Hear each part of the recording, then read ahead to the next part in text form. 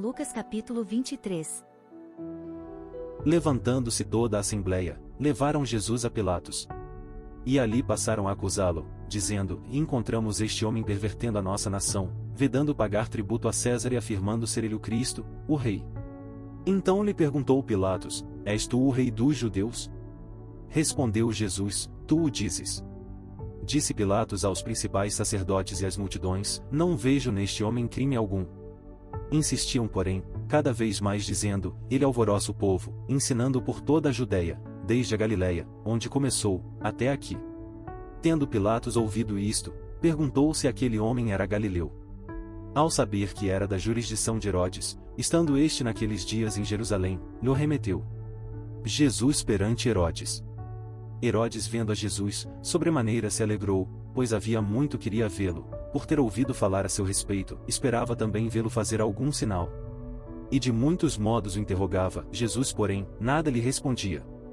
Os principais sacerdotes e os escribas ali presentes o acusavam com grande veemência. Mas Herodes, juntamente com os da sua guarda, tratou-o com desprezo e, escarnecendo dele, fê-lo vestir-se de um manto aparatoso, e o devolveu a Pilatos. Naquele mesmo dia, Herodes e Pilatos se reconciliaram, pois antes viviam inimizados um com o outro. Jesus outra vez perante Pilatos. Então, reunindo Pilatos os principais sacerdotes, as autoridades e o povo, disse-lhes: apresentastes-me este homem como agitador do povo, mas tendo-o interrogado na vossa presença, nada verifiquei contra ele, dos crimes de que o acusais. Nem tampouco Herodes, pois nolo tornou a enviar. É pois claro que nada contra ele se verificou digno de morte. Portanto, após castigá-lo, soltá-lo-ei. E era-lhe forçoso soltar-lhes um detento por ocasião da festa. Toda a multidão, porém, gritava: fora com este! Solta-nos Barrabás! Barrabás estava no cárcere por causa de uma sedição na cidade e também por homicídio. Desejando Pilatos soltar a Jesus, insistiu ainda. Eles, porém, mais gritavam: crucifica-o, crucifica-o. Então, pela terceira vez, lhes perguntou: que mal fez este? De fato, nada achei contra ele para condená-lo à morte, portanto, depois de o castigar, soltá-lo-ei. Mas eles estavam com grandes gritos, pedindo que fosse crucificado. E o seu clamor prevaleceu. Então Pilatos decidiu atender-lhes o pedido. Soltou aquele que estava encarcerado por causa da sedição e do homicídio, a quem eles pediam, e quanto a Jesus, entregou-o à vontade deles. Simão leva a cruz de Jesus. E como conduzissem constrangendo um sireneu, chamado Simão, que vinha do campo, puseram-lhe a cruz sobre os ombros, para que a levasse após Jesus. Jesus rumo ao Calvário. Seguia-o numerosa multidão de povo, e também mulheres que batiam no peito e o lamentavam. Porém Jesus, voltando-se para elas, disse: filhas de Jerusalém, não choreis por mim, chorai antes por vós mesmas e por vossos filhos. Porque dias virão, em que se dirá: bem-aventuradas as estéreis, que não geraram, nem amamentaram. Nesses dias dirão aos montes: caí sobre nós. E aos outeiros: cobre-nos. Porque se em lenho verde fazem isto, que será no lenho seco? E também eram levados outros dois, que eram malfeitores, para serem executados com ele. A crucificação. Quando chegaram ao lugar chamado Calvário, ali o crucificaram, bem como aos malfeitores, um à direita, outro à esquerda.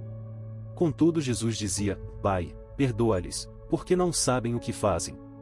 Então, repartindo as vestes dele, lançaram sortes. O povo estava ali e a tudo observava. Também as autoridades zombavam e diziam: salvou os outros, a si mesmo se salve, se é de fato o Cristo de Deus, o escolhido.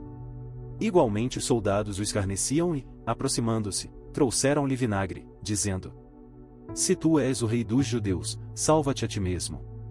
Também sobre ele estava esta epígrafe em letras gregas, romanas e hebraicas: este é o rei dos judeus.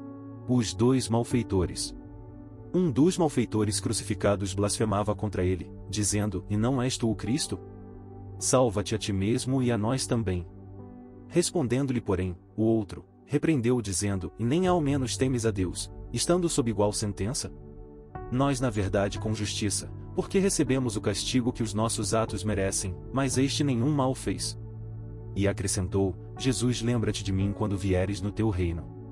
Jesus lhe respondeu: em verdade te digo que hoje estarás comigo no paraíso. A morte de Jesus. Já era quase a hora sexta, e, escurecendo-se o sol, houve trevas sobre toda a terra até a hora nona. E rasgou-se pelo meio o véu do santuário. Então Jesus clamou em alta voz: Pai, nas tuas mãos entrego o meu espírito. E dito isto, expirou. Vendo o centurião o que tinha acontecido, deu glória a Deus dizendo: verdadeiramente, este homem era justo. E todas as multidões reunidas para este espetáculo, vendo o que havia acontecido, retiraram-se a lamentar, batendo nos peitos. Entretanto todos os conhecidos de Jesus e as mulheres que o tinham seguido desde a Galiléia permaneceram a contemplar de longe estas coisas. O sepultamento de Jesus.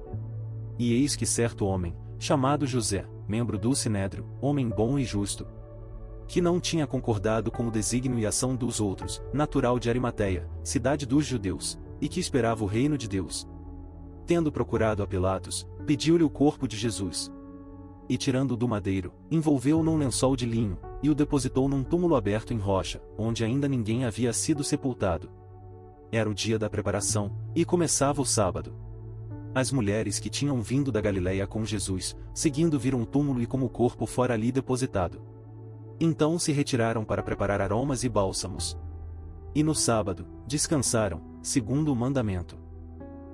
Este capítulo relata toda a via dolorosa pela qual Jesus passou.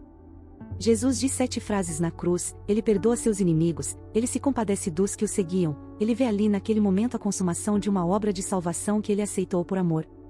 Satanás tem a impressão de ter vencido, de ter matado o Filho de Deus, mas se enganou totalmente, pois Jesus Cristo se entregou por amor à humanidade, cumprindo seu propósito com Deus e tomou a chave que estava nas mãos de Satanás.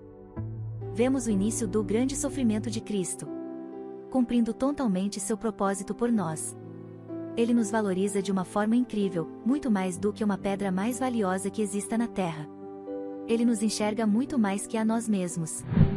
O amor que Jesus tem por nós é impagável, então. Não seja raso em seu relacionamento com Deus, o mínimo que temos que fazer para corresponder esse favor imerecido é entregar o nosso melhor para Deus.